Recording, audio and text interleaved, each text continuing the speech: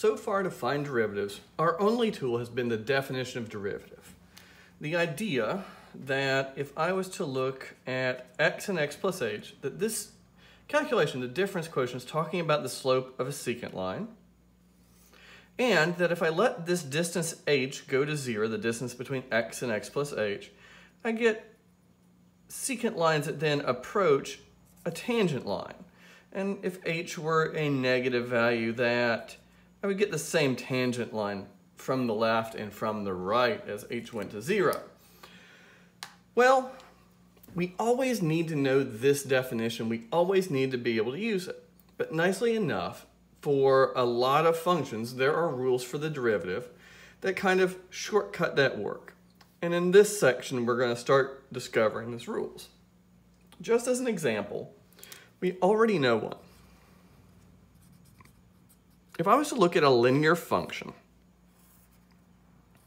y equals mx plus b, I know the slope everywhere on that line is m. So y prime should simply be m. Well, I shouldn't just take that for granted. I should make sure that the limit definition of derivative gives me m. So I have to replace x with m plus h, and then I have to subtract off f of x, which in this case is just mx plus b.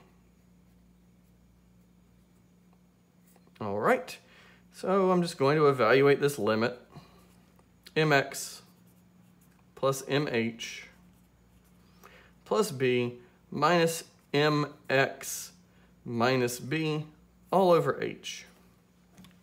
Looking at that, the m times x terms cancel, the b terms cancel. And I'm left with mh over h. And I think we all see what's happening. mh over h, the h's cancel, and the limit of a constant is that constant. The derivative of a linear function is its slope. And now, that's something I'm not taking for granted. Anytime I see a linear function, I can simply take its derivative by saying, hey, it's its slope. Let's talk about one other rule in this video, and then I'm just going to post a sequence of videos that go through the rules in section 3.3. So, this is called the constant rule.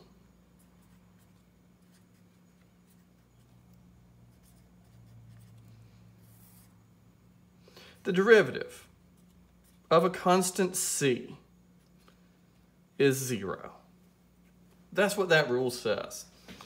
All right, well, let's think about it. If I had a constant function, y equals c, that's a horizontal line. And just looking at there, the derivative should be its slope.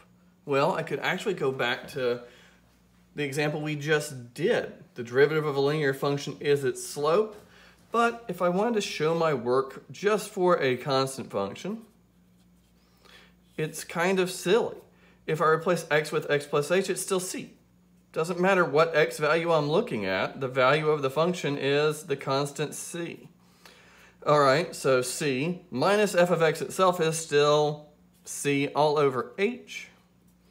Limit of 8 as h tends to 0 of 0 over h. Well, h is getting closer to 0, but it's a number, so that's 0 divided by a number is 0, and the limit of a constant is the constant. So y prime of a constant is, in fact, 0. All right, after this video, you will see a list of videos on all of the rules in section 3.3.